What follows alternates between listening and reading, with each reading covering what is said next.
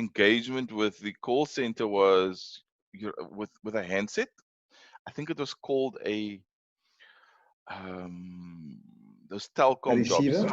Yeah, those telecom jobs. I call it Daen. It was a Daen handset or something, and no Oh, computer. word. It was all done by Notepad. So it was for one true story. It was for one of the mobile the mobile service providers, and I won't forget that we used to run up and down checking on people's orders, trying to make sure that it was RTT, I think was the courier service at the time. They were delivering those handsets to clients, and we used to run up and down making sure that they were They actually. still around. They still Yeah, I around. know I they're still still see them around. on the road. I know they're still Yeah. around. But yeah, they were in the same building, and we used to just run up and Yeah. down, and there was no such thing as interconnectivity and extensions. You had to go up and down Yeah. the stairs. So maybe I should actually continue that, because kind of the physicalness of it was actually quite good for me. I think the physicality, it helped me in my. Anyways, I do want to just bring up something quickly. You will notice Mushfiq has a fairly slightly different flag to mine, and I've got some things happening on my headset here. So, and that's really because he's got a physical flag. Me, I've got a virtual flag. So that's why you see the difference. We thought we'll try and keep it as standard as possible, but there is a difference, and you Of can see course. that. So I just thought I'll bring that up in case you guys are wondering what is going on with Lance's head there. Virtual agent and real agent. Virtual agent, Yeah. real agent. Lance, like we've said in the past, we want the focus of the show to be focused on particularly the voice of the contact center agent, the contact center team leader, QA, training Yeah. professional. Those are the voices we actually want to hear, because throughout the last few weeks right now, we've been on many webinars, had many interactions with people. I mean, I've hosted a few myself, and we've always been getting the top end view. But I mean, what really is important to us is with a mass of this 260,000 contact center agents in South Africa lies, the voice of them, the voice of the team leaders, the QAs, the trainers. I think that for me is going to be the crux about contact center SA, and where we certainly see it should be going, because it really is your industry, your voice, you know? Yeah, I must say, I think we have been exposed to quite a bit of webinars. I think it's sometimes webinar overload. However, I mean, in saying that, I think it's important that we've got the technology to actually continue business as usual to a degree. In whatever business as usual looks like these days, it comes down to the fact that there's technology that we can actually use to substitute the face-to-face and to facilitate our social distancing. So I think that is true. And you're right, it's been a lot of from top down, and so we really wanted to look at what are the agents saying, and we will eventually get to the team leaders and the QA guys and the support staff. But I went out and well, not out. I contacted a few agents. Careful, Lance. Yeah. The session is recorded and can be used against Yeah. you in the court of law. I'm just I saying. I made contact with a few agents, and so I just chatted to them briefly about how the move was from brick and mortar into the home Yes. environment, and how they're actually functioning and how it's impacting them. So yeah, let's just take a look at the clip. I think it's quite interesting, their perspective.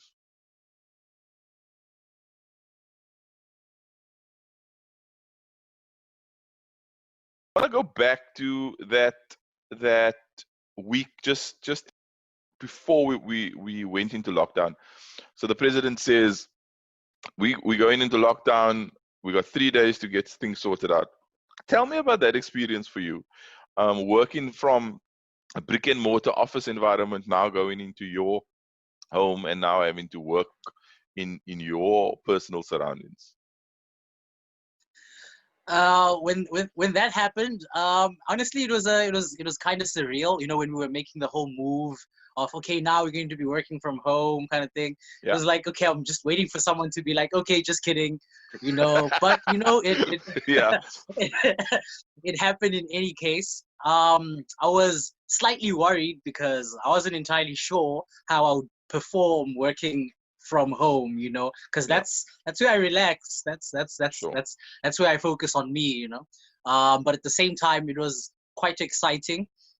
Because I've never had that opportunity before, working from home. Yeah. For the very same reason I was excited, because I don't know how I would perform. So, it was very interesting to go forward into, that working from this environment here. Yeah, it was exciting and scary.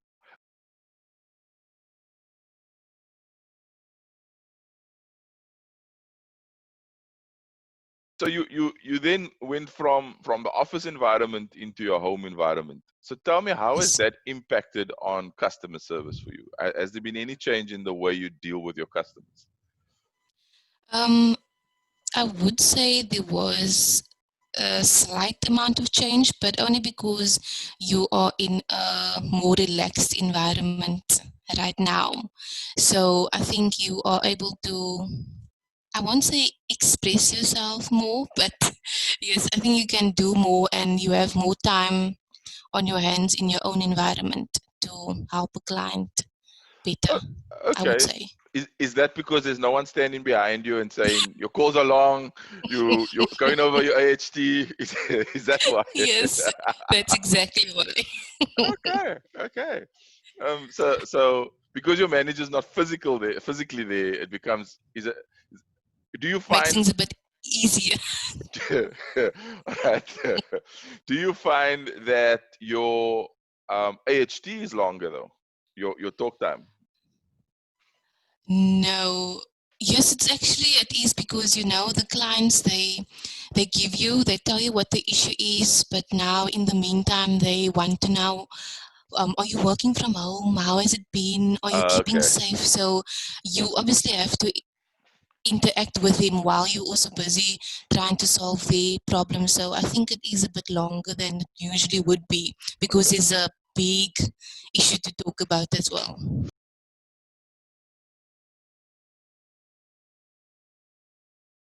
What are the challenges that you are facing potentially or have faced that you wouldn't necessarily have faced if you were in the office?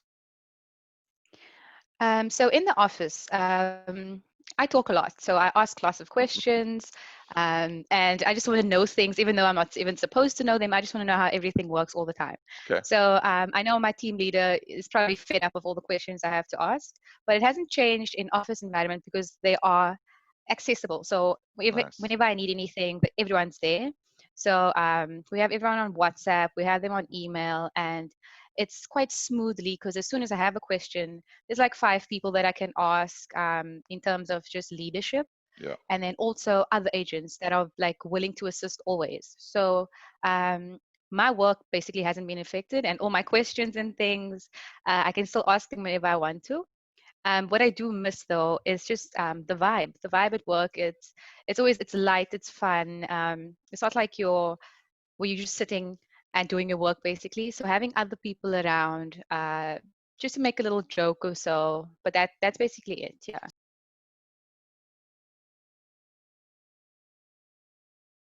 I think it's interesting that there's a bit of a a, a, a different perspective to what I thought they would have had, especially around working from home. So the working from home, we always thought people would want to, and they do. But the one thing I have noticed with doing those interviews, they really miss being in an office environment. They miss the interaction and the atmosphere of being in an environment where there's commonality, where everyone has one focus and one goal. So that was quite interesting for me while I was doing those interviews. Look, Lance, I mean, it's just important to recognize this, is that when you're working in a contact center space, there's a team of 15 people, there's your team leader, some of the outbound centers have music playing in the background. True. There's the little lunches that we have with people, there's the odd, smoke breaks are now a thing of the past, I would assume. But we don't know. We don't know what the new norm is. We don't know what the new norm is going to be like. I can tell you this much: it's going to be very different going forward. But yeah, I mean, it certainly is a change. I think a lot of people will find themselves adapting to working from home. The freedom associated with it, the opportunity to not travel, which is, I think, one of the most important things, especially now in winter. True. But there's going to be a majority of people. So I think there's going to be a fair majority on either side. I think it would be nice to look at some polls later on, perhaps, to see how people feel. I know that we've looked at a few. Maybe we can pull some of that information in later and look at and see what people are feeling. You know, people are adapting quite fast. And I think it's one of those traits of South Africans that allows us to progress and to really develop as an industry. Yeah, I think that's probably one of the biggest things that I've seen in the industry, which has been the most significant for how we're moving forward, is that change. And no, not the change, I lie. It's the agility that we saw with operators. The agility that they had to actually make decisions fast and implement those decisions. And so we find that we have from no work from home agents, which I shouldn't say nothing. I think we were at 5%, if I'm not mistaken. It was, to be honest, I think it was less than 5%. I mean, I did some of the stats. If you look at 260,000 contact center agents, there was literally less than 13,000 people working from home. Sure. There was anywhere, if we were lucky if there was 5,000 people working from home in South Africa. But it was growing, and it hasn't just grown now, it's like become the new norm. Yeah, I mean, you're right, that is the new norm, and we know everybody is talking about the are we going to see this stay? Is it going to go away? You know, and I don't think, I think we're going to start seeing hybrids. I think we're going to start seeing companies understand the value of it. I mean, look, let's face it, before we went into this lockdown, a lot of operations thought that there'd be major issues from a productivity perspective, from a schedule adherence perspective. And I mean, I think we've seen those in pockets, but for the most part, our agents have been quite adaptable, and they've been quite responsible with the working from home solution, you know.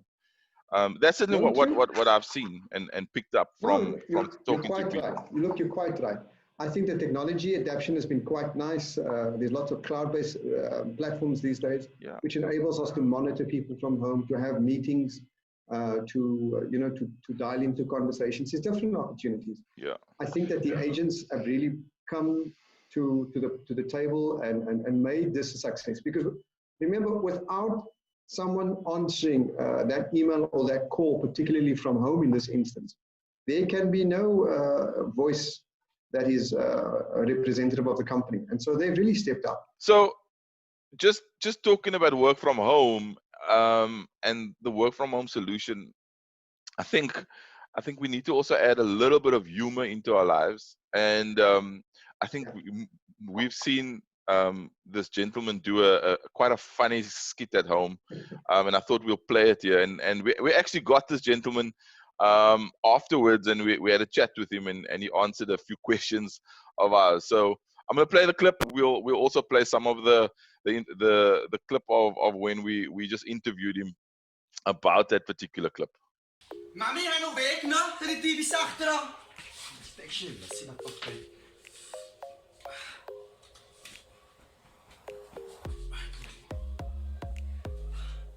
Damian! Ja, Titi.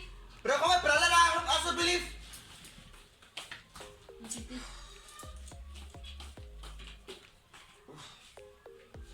Okay. Good day, sir. Whom I have the pleasure of speaking to? You're speaking to XYZ Company Official Financial Services. You're speaking to Sabrina Lee Adams, and how may I assist you? Okay, sir. Just hold for me 1 second. Just hold for me. Weet ik iets al aangezet? Ik wil een koffie! Alsjeblieft. Okay, sir. Can you spell your name for me, please? Okay. Oh.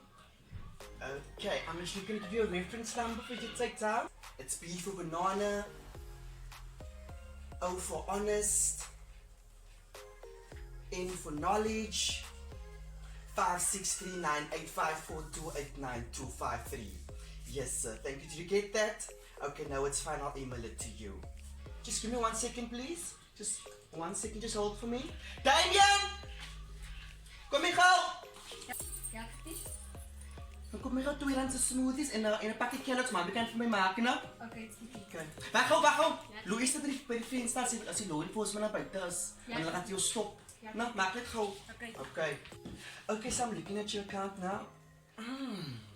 I see you haven't paid since January, which means your account is in arrears. Ja, dat kan die mensen in accounts betalen. Het was een nodige sessa. Just hold me 1 second, having technical difficulties. Mommy! Nee, dat was nodige sessa. Dat moet dan ook accounts betalen. Mommy, kan niet praten, maar ik op je phone. Maar ik was geld gekregen. Maar was je bang is een bizarheid ding? Ja, maar ik was geld gekregen. Mommy, I'm trying to be professional. Gosh. Sorry about that, sir. We're just having some technical difficulties. You know the lockdown, sir. Yes, sir, you have to pay. Okay, sir. Thank you very much. Enjoy the rest of your day and be safe. Goodbye.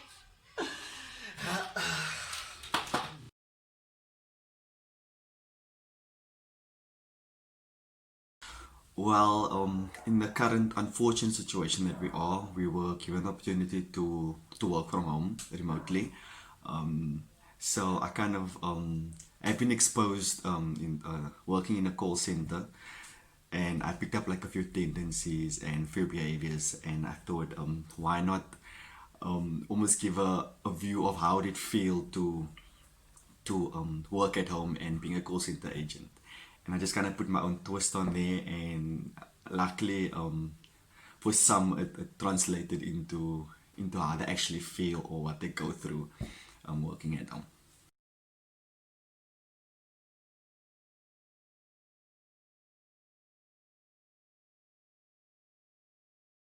Clearly an individual there that has some sort of contact center experience and now is working in the rest of the organization. Yeah. And it's also a nice shot at reality. It might be a bit exaggerated, but boy, oh boy, I think there are some things that some people can relate to. So Mushfiq, I think I want to chat about the survey that Ryan Strategic Advisory recently did for 2020. I know they do an annual survey looking at the best BPO contact center or BPO destinations, and they survey companies and business owners that look at buying services from BPO companies. And so for 2020, South Africa came in second for a third year in a row, and I think that's such an achievement for us. For us to come second 3 years in a row means that we're doing something right. We've got quality people, our processes are aligned, and we're going to get there. So I'm pretty excited about it. The one thing that really stands out to me in terms of where we can actually, offer more of an opportunity to take us, to catapult us to number one, we need to start investing in our people. And I don't just mean our agents or our team leaders. I mean our agents, our team leaders, our call center managers, our call center execs. Invest in the processes. We heavily invested already in technology, which is a good thing. Yeah. I think it's just, that's the one pinnacle, that thing that will push us over the edge, that will push us closer to that. Yeah. Yeah, I mean, I think you're right. I mean, the education part is obviously a big piece, educating our people from every aspect as far as we possibly can, you know. New generations coming into the workforce, very different expectations, I think, of the workforce that maybe you and I had back in the day when we started. Look at that and understand what gets the new generations going, you know, and how do we keep them in the industry? How do we keep them engaged? And the people element is such a big piece of I agree with you in terms of why we consistently hitting that top 5 for the best BPO destination worldwide or globally. Can you just think of the foreign direct investment coming in? Can you think of the families directly that are affected by that? If there are 500,000 agents, there are 500,000 families positively affected. Agreed. In this economy. Yeah, and I think that number has been, I guess, predicted by Andy Sol, CEO of Botha National. I think in an article I read recently, he predicted that we should be reaching 500,000 within the next 10 years, and maybe sooner because of our trajectory. But I think it's an important milestone to get you, and I 100% agree with you that 500,000, even at this point 260,000, the impact on families that the industry makes is significant. So you're right. I mean, the impact is significant because we were earlier in research looking at how many people were actually affected by a call center agent's salary. And it was colloquially said that it was 5 to 7, but research shows that it could be up to anywhere up to 10 to 11 people sometimes that are reliant on that income that comes from that area. And if you think about it, it's quite significant. I mean, things have changed once again. The ball games have changed. But I'm optimistic in the fact that, yes, we might see the world changing drastically over the last few weeks. But also, it will bring with it a lot of opportunities that I think South Africa is poised at a position where they can take advantage of those opportunities to attract more foreign direct investment through outsource operators. So we've been chatting about potential investment coming into the country and jobs, additional jobs into the space, especially given the fact that we've now been on the top 5 of the best BPO destinations globally. And one company that has actually, I guess, decided to plant their footprint right here in South Africa and in Cape Town, for that matter, is Stellar. I know you've had some chats with them, and I know that they're looking at a 2,000 seat operation at the top of their capacity, and that's really, really great news for us. It is. I mean, so they've landed here in October 2019. So they've been here a few months already. Yeah. They've been pretty quiet about the operation, but undercover. undercover, scouting what's happening out there, checking the landscape, checking out the landscape. But really, I think what's transpired is that COVID-19 has sort of put a damper on some of their products. But looking at them internationally, we're speaking about a world-winning contact center operation. Yeah. I think they would have welcomed the opportunity to consolidate and restructure and refocus. But from chatting to the general manager, Hein Hanekom, who heads up the South African operation, they're pretty excited about what the future holds for them, definitely. Yes, I mean, they are our first Australian BPO that decided to plant some seeds, I guess, in South Africa, and particularly in Cape Town. And I'll be interested to see how they move forward, how they grow their operation. I think you said they weren't live yet, and I'd love to see when they do go live, what kind of numbers they're going live with, what kind of services they'll be offering, and then also maybe get one of them. You said Hein, maybe into a session, into a Zoom session, and get some more insights into the operation. So one of the things that impressed me about them is the fact that they really listen to the clients. So the fact that they're here is testimony to that, I think, because one of the reasons they cited for coming to South Africa is as a result of the clients saying they're wanting a more diversified demographic. And so, well, we become part of that diversified demographic for them, So, I mean, and obviously, I think the one of the other reasons was our language, our English is quite neutral, so it does definitely help from the customer base perspective. But certainly, they seem to be listening to the clients. The clients are saying, we want a diversified demographic, and well, now they're going to invest. And so they're investing into South Africa by bringing 2,000 seats. So well done to them. And thank you. I mean, wouldn't you? I mean, I would look.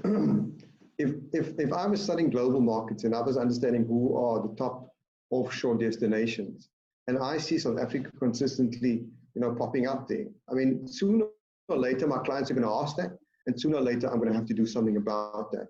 But I think it's more than that. Like you've pointed out, I mean, there's so many advantages about actually putting anchor down on the shores of South Africa.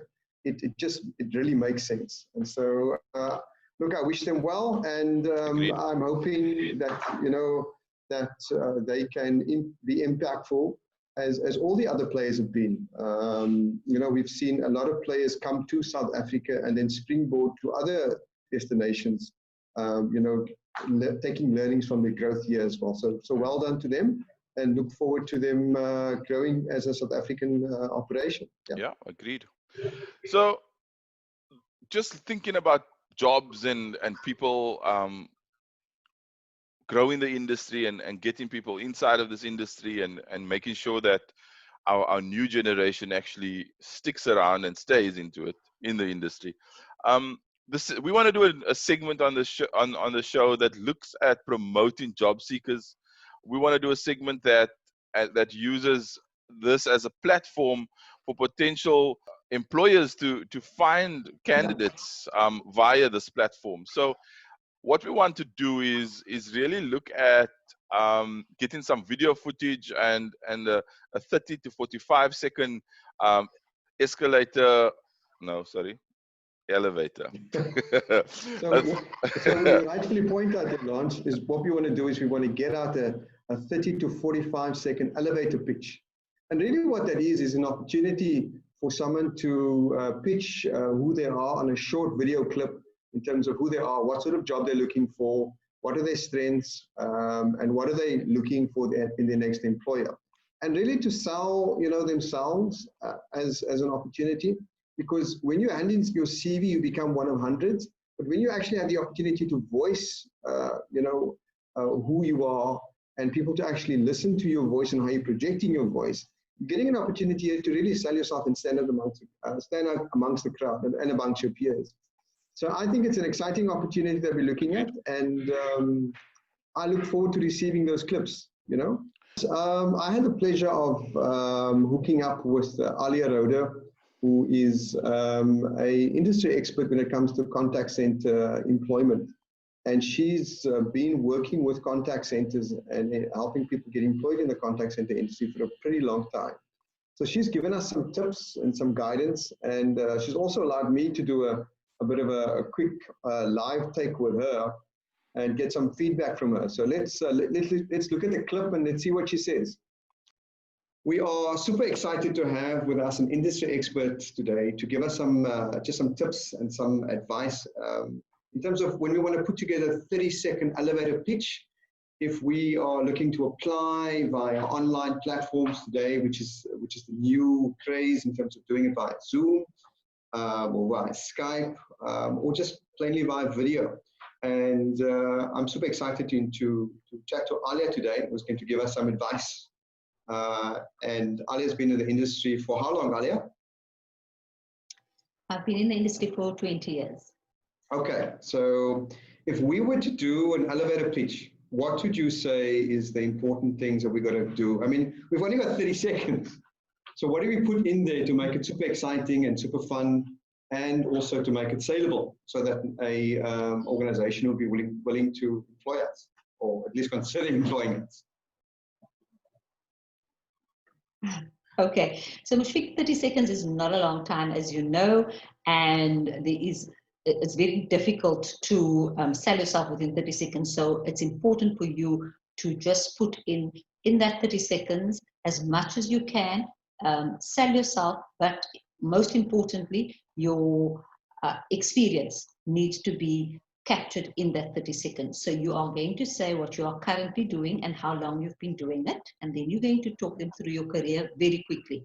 Where you started as a call center agent, then you're going to talk about where you've moved on to, if you've moved on. So I've been a call center agent for X amount of time. I was then promoted to a quality assessor. The promotion was due to me doing the following, just in terms of your stats, always meeting stats, exceeding stats, etc. And then you're going to talk about where you want to be and why you have applied for this position specifically, and why you think you are the perfect person for this position. Sure. Maybe I should give it a go, and then you can give me some pointers on that. Let me try that. So hi, my name is Mushfiq Hopkins with a Q at the end. I've been a call center agent for about roughly 18 months. I have been with two companies in that period. I've been with my current company, ABC International Outsourcing, for just over 6 months, and I am in a sales position. So naturally, I'm applying for the sales position. My passion really lies in not only sales, but also looking at opportunity where I can be employed, where I can grow myself from sales to maybe a team leader position. But I'm willing to start at the bottom and perhaps even move into a QA role.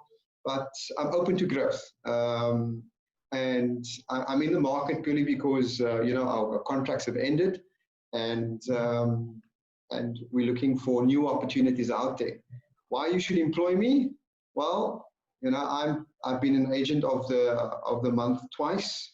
In 3 months, when I first started with the company, I've been given the opportunity to move into a development role in the QA space, and I'm super excited to be an asset to any team, and that's why I think you should hire me. How's that? That was Excellent. I just made some notes while you were chatting. You encapsulated everything. You spoke about growth. You spoke about your passion. You spoke about sales. Fantastic. Why you won the position. So that was a fantastic clip. Okay. The only thing is it's not 30 seconds. Oh. So you'll have to practice on your time. But other than that, you really covered everything.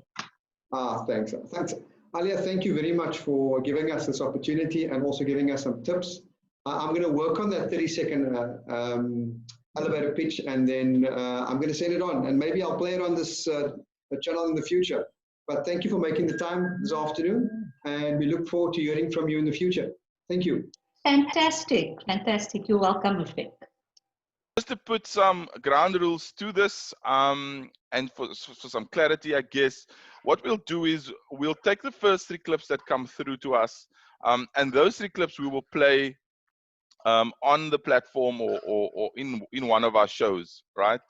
However, in the description below, we will be putting a link to a website with a form that you would need to complete. Once you complete that form, you'll get an email with all the instructions to it and how it's going to work. So we look forward to getting that information in. We look forward to seeing those clips, and then putting it on this platform. But please keep it to 45 seconds at maximum. So let's make it happen, and let's make sure that the recruiters out there have fun looking and choosing amongst yourselves the best possible positions out there. Yeah. Those of you who think I'm not going to come into that top 3 and I'm never going to be played, well, you know what? The way we're going to work this is that the first 3 will come through, and we will put them on the show, and we'll cut a little video of the 3 candidates. However, thereafter, we will also be putting together of the top 20. Just on the channel for anybody to come and view and come and see who's made themselves available for the job market, and we'll put a little video on the channel of the top 20 coming through, and so you will be, for lack of a better word, exposed to the industry and to recruiters. I think it's an exciting opportunity, and I'm looking forward to receiving those clips. Honestly, I think it's going to work. Look, we're approaching this age of digital, and we might as well start preparing ourselves, because this is the new ways that people are going to embark upon doing interviews. So let's prepare ourselves, let's start ourselves up nicely. And even if you're interviewing for a position for working from home, this is still what is going to transpire. Whether it's going to be employment within the office or at home, this is what's going to happen. This is the new reality. So put your best face forward and get that throat clear, and let's make it happen. Agreed. So this was our first show, and I think we're coming to the end of the first show. We've had a blast. I certainly haven't about Mushfiq. But if you want to see specific things on the show, give us a comment in the comments field below. Tell us what you want to see. Give us some commentary about the show. It's very new. It's very we're novices at this, and we want your input. So we want you to give us some critique. We want you to give us some feedback, and subscribe, share it, so that we can grow this channel for the industry. Agreed. And I think the opportunity that we embark upon here, look, it's fresh, it's new. We're not going to cover everything that everybody wants all the time, but certainly when issues are topical, that's what we want to discuss. But we want to make sure that this isn't a medium. It's a channel for your voice. It's your industry. That's what we keep saying. And so I'm looking forward to engaging with all of you in terms of what you want to see. If you want to change things up, tell us. Let us understand, what works, what doesn't work, and help us grow this because it's your industry, it's your voice. Thanks, everyone. We shall see you in the next episode. Cheers for now.